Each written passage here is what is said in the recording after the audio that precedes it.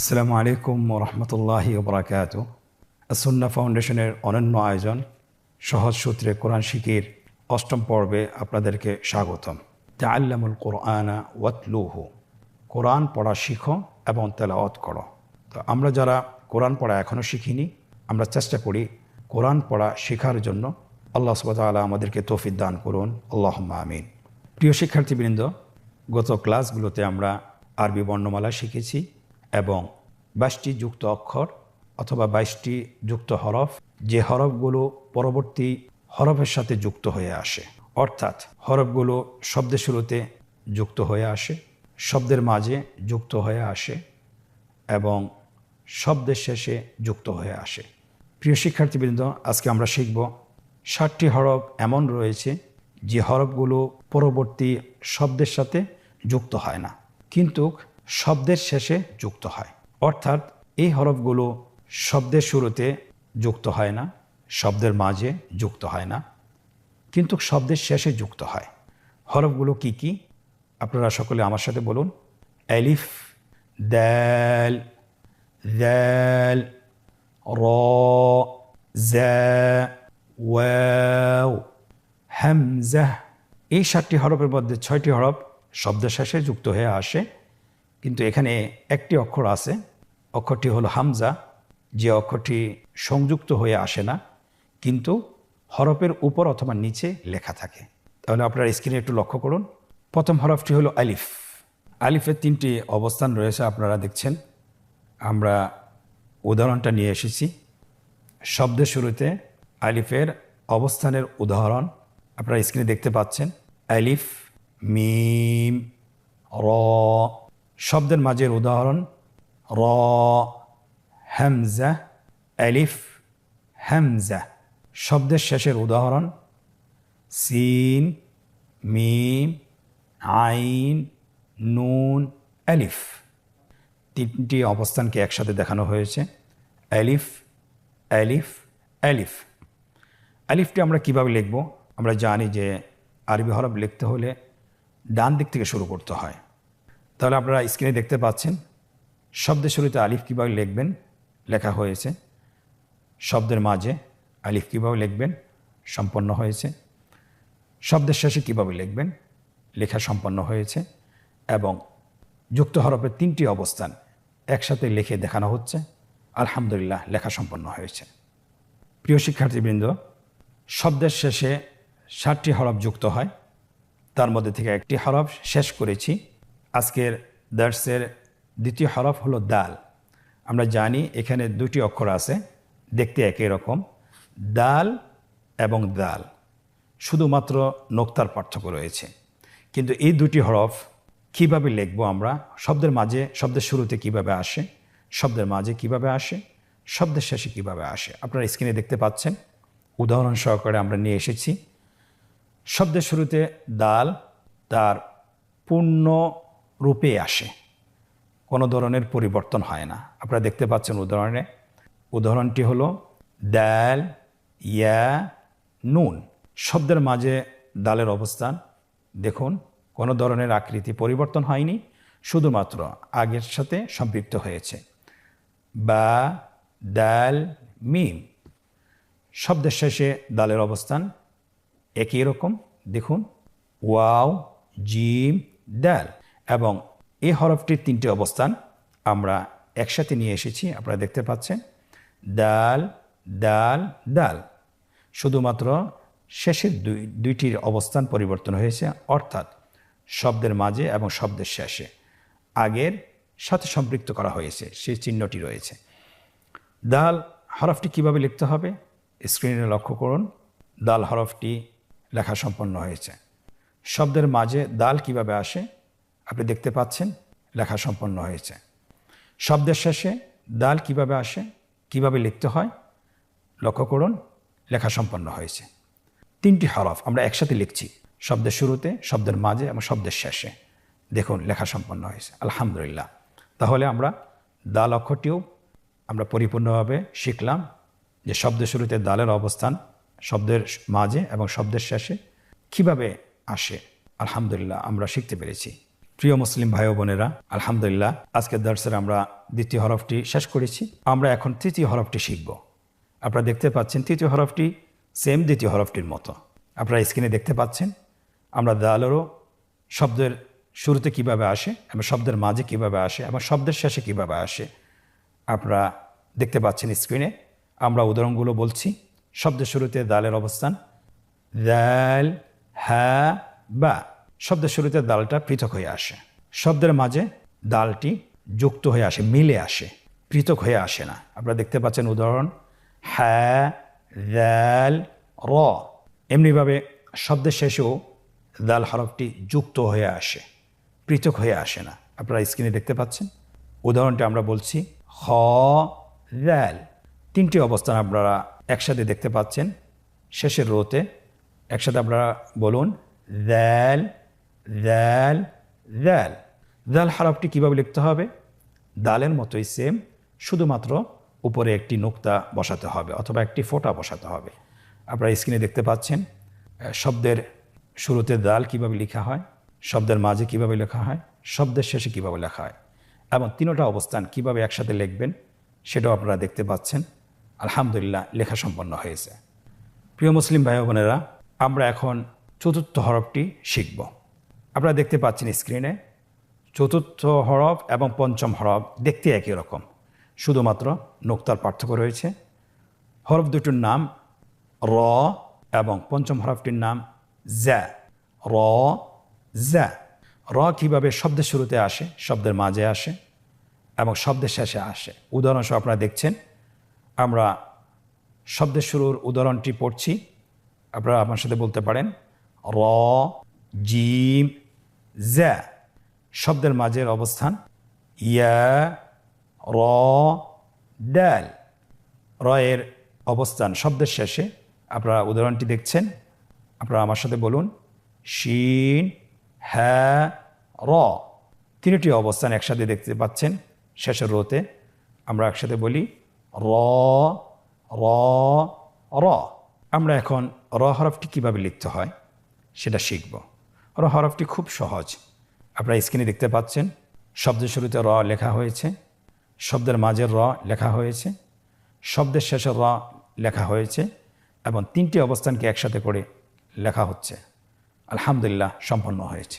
প্রিয় ভাই বোনেরা, আলহামদুলিল্লাহ আমরা যুক্ত বর্ণ 4টি হরফ শিখে ফেলেছি। এখন আমরা শিখব পঞ্চম নাম্বার হরফটি। পঞ্চম নম্বর হরফটি হলো জ্যা।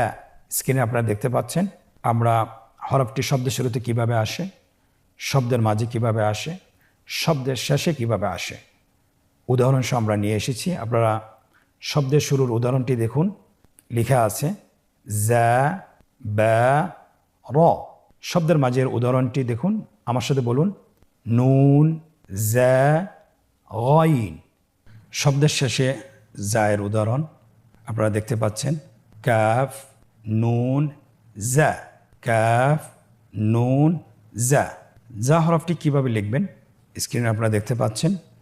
রয়ের মতো আগের হরফটি আমরা যেভাবে লিখেছি সেভাবে লিখব, শুধুমাত্র র হরফটির উপরে একটি ফোঁটা বসাবো। আপনারা দেখতে পাচ্ছেন শব্দ শুরুতে যা লেখা হয়েছে, শব্দের মাঝে লেখা হচ্ছে, শব্দের শেষে যা কিভাবে লিখতে হয় লেখা হচ্ছে এবং তিনটি অবস্থান একসাথে লেখা হয়েছে। আলহামদুলিল্লাহ। প্রিয় শিক্ষার্থীবৃন্দ, আলহামদুলিল্লাহ স্বল্প সময় আমরা যুক্ত হরফের 5টি হরফ সম্পন্ন করেছি। যে হরফগুলো শব্দের শুরুতে যুক্ত হয় না, শব্দের মাঝে যুক্ত হয়ে আসে না, কিন্তু শব্দের শেষে যুক্ত হয়ে আসে। 6 নম্বর হরফটি হলো ওয়াও। আপনারা একসাথে আমার সাথে বলুন ওয়াও। স্ক্রিনে লক্ষ্য করুন শব্দের শুরুতে ওয়াওয়ের অবস্থান, শব্দের মাঝে ওয়াওয়ের অবস্থান এবং শব্দের শেষে ওয়াও হরফটির অবস্থান উদাহরণসহ দেওয়া আছে। শব্দের শুরুতে ওয়া এর উদাহরণ আপনারা একসাথে বলুন ওয়াও, সিন, আইন। শব্দের মাঝের উদাহরণ একসাথে বলুন কফ, ওয়াও, লাম। এখানেও আপনারা দেখতে পাচ্ছেন হরফটি পৃথক হয়ে আসেনি, মিলে এসেছে। শব্দের শেষের ওয়ার উদাহরণটি আমার সাথে বলুন হ্যাঁ, ওয়াও। এখানেও ওয়াও হরফটি পৃথক হয়ে আসেনি, যুক্ত হয়ে এসেছে। আপনারা এই ঘরটির শেষের রোতে আপনারা দেখতে পাচ্ছেন 3টি অবস্থানকে একসাথে দেখানো হয়েছে। ওয়াও হরফটি আমরা কিভাবে লিখব? খুবই সহজ। আপনারা স্ক্রিনে দেখতে পাচ্ছেন শব্দ শুরুতে ওয়াওটি কিভাবে লেখা হচ্ছে, শব্দের মাঝে এবং শব্দের শেষে, এবং 3টি অবস্থানকে একসাথে লেখা হচ্ছে। আলহামদুলিল্লাহ, কতই না সহজ ওয়াও হরফটি লেখা হয়েছে। আলহামদুলিল্লাহ। সম্মানিত শিক্ষার্থী ভাই ও বোনেরা, আজকে দর্সের শেষ হরফটি আমরা শিখব। হরফটির নাম হলো হামজা। হামজা হরফটি যুক্ত হয়ে আসে না, কিন্তু হরফের উপরে অথবা নিচে লেখা থাকে। আপনারা স্ক্রিনে দেখতে পাচ্ছেন হামজা হরফটি শব্দের শুরুতে কিভাবে আসে, শব্দের মাঝে কিভাবে আসে, শব্দের শেষে কিভাবে আসে। উদাহরণস্বরূপ আপনারা দেখতে পাচ্ছেন শব্দের শুরুতে হামজার উদাহরণ, আমার সাথে বলুন, হামজা বা তা। আপনারা দেখতে পাচ্ছেন আলিফের উপর হামজাটি লেখা আছে এবং সেটা পরবর্তী অক্ষরের সাথে যুক্ত হয়নি, পৃথক হয়ে আছে। শব্দের মাঝে হামজার উদাহরণ আপনারা স্ক্রিনে দেখতে পাচ্ছেন। উদাহরণটি আমার সাথে বলুন, ইয়া হামজা সিন। দেখুন হামজা হরফটি কিন্তু যুক্ত হয়ে আসেনি, একটি হরফের উপর লেখা হয়েছে। শব্দের শেষে হামজার উদাহরণ স্ক্রিনে দেখুন এবং আমার সাথে বলুন, নুন বা হামজা। 3টি অবস্থানকে একসাথে দেখানো হয়েছে, হামজা হামজা হামজা। হামজা হরফটি কিভাবে লিখবেন স্ক্রিনের দিকে লক্ষ্য করুন। শব্দের শুরুতে হামজা লেখা হচ্ছে, শব্দের মাঝে হামজা কিভাবে লিখতে হয় লেখা হচ্ছে, এবং শব্দের শেষে কিভাবে লিখতে হয় লেখা সম্পন্ন হয়েছে। 3টি অবস্থানকে একসাথে কিভাবে লিখতে হয় সেটাও লেখা সম্পন্ন হয়েছে। আলহামদুলিল্লাহ। প্রিয় ভাই ও বোনেরা, আলহামদুলিল্লাহ, আজকে দর্সের আমরা 7টি যুক্ত বর্ণ শিখেছি, যে হরফগুলো শব্দের শুরুতে যুক্ত হয়ে আসে না, শব্দের মাঝেও যুক্ত হয়ে আসে না, কিন্তু শব্দের শেষে যুক্ত হয়ে আসে। এর 7টি হরফ থেকে 6টি হরফ শব্দের শেষে যুক্ত হয়, কিন্তু একটি হরফ সাধারণত হরফের উপরে অথবা নিচে লেখা হয়।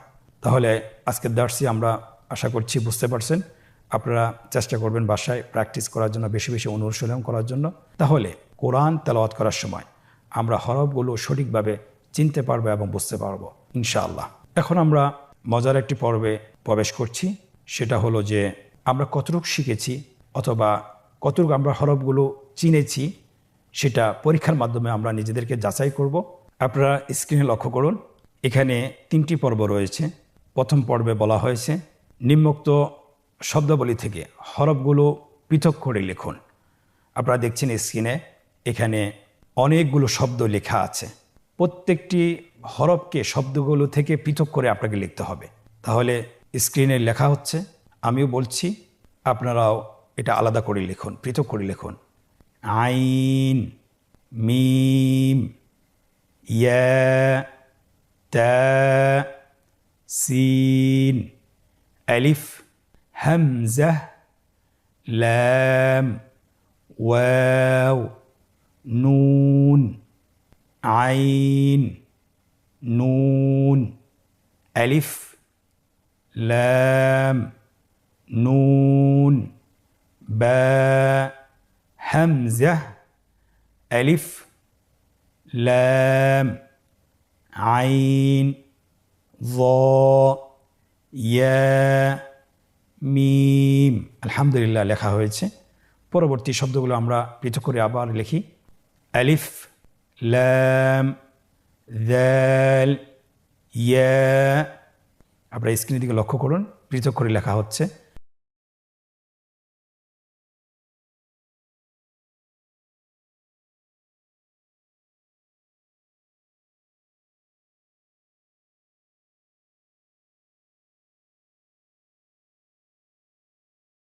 আলহামদুলিল্লাহ, আমরা প্রথম পর্বটি শেষ করেছি।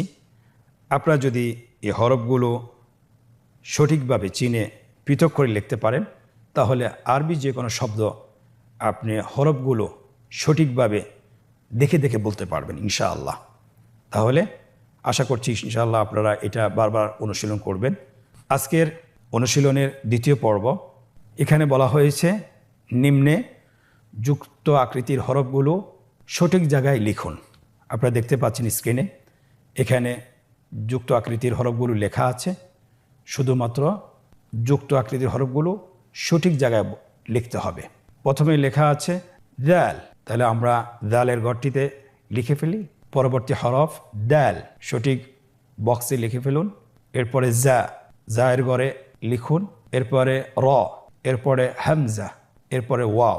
আলহামদুলিল্লাহ, লেখা সম্পন্ন হয়েছে। আশা করছি আপনারা সবাই সঠিক উত্তর দিতে পেরেছেন। আজকের অনুশীলনের তৃতীয় পর্ব আপনারা স্ক্রিনে দেখতে পাচ্ছেন। নোক্তা দিয়ে যুক্ত আকৃতির হরফ তৈরি করুন। এখানে বাংলায় উচ্চারণ লেখা আছে, শুধুমাত্র সে অনুযায়ী আপনারা নোক্তা দিয়ে যুক্ত আকৃতির হরফ তৈরি করবেন। ডান দিক থেকে আমরা শুরু করি। এখানে লেখা আছে বা। আপনারা সবাই জানেন বায়ের নোক্তা উপরে না নিচে? অবশ্যই বায়ের নোক্তা নিচে বসবে, বায়ের ফোঁটা নিচে বসবে, নিচে বসানো হয়েছে। এরপরে শব্দটি হলো খ। আমরা জানি খয়ের নোক্তা কোথায় থাকে? অবশ্যই খয়ের নোক্তা উপরে থাকে। স্ক্রিনে দেখছেন খয়ের নোক্তাটি উপরে বসানো হয়েছে। এরপরে বলা হয়েছে শিন। আমরা জানি শিনের 3টি নোক্তা, 3টি ফোঁটা। স্ক্রিনে দেখতে পাচ্ছেন 3টি ফোঁটা বসানো হয়েছে। আলহামদুলিল্লাহ, কত সহজ না? আশা করি ইনশাআল্লাহ আপনারাও পারবেন। আপনারা যদি প্রত্যেক দিন 10 থেকে 15 মিনিট করে এই ভিডিওগুলো দেখেন এবং ভিডিওর সাথে আপনারা চর্চা করেন এবং পাশাপাশি যদি অনুশীলনগুলো করেন, তাহলে আশা করছি ইনশাআল্লাহ আরবি হরফ চিনতে আর কখনোই আপনার কষ্ট হবে না। আজকের পর্ব থেকে এখানেই বিদায় নিচ্ছি। জাযাকুমুল্লাহ খায়ের। ওয়াসসালামু আলাইকুম ওয়া রাহমাতুল্লাহি ওয়া বারাকাতুহু।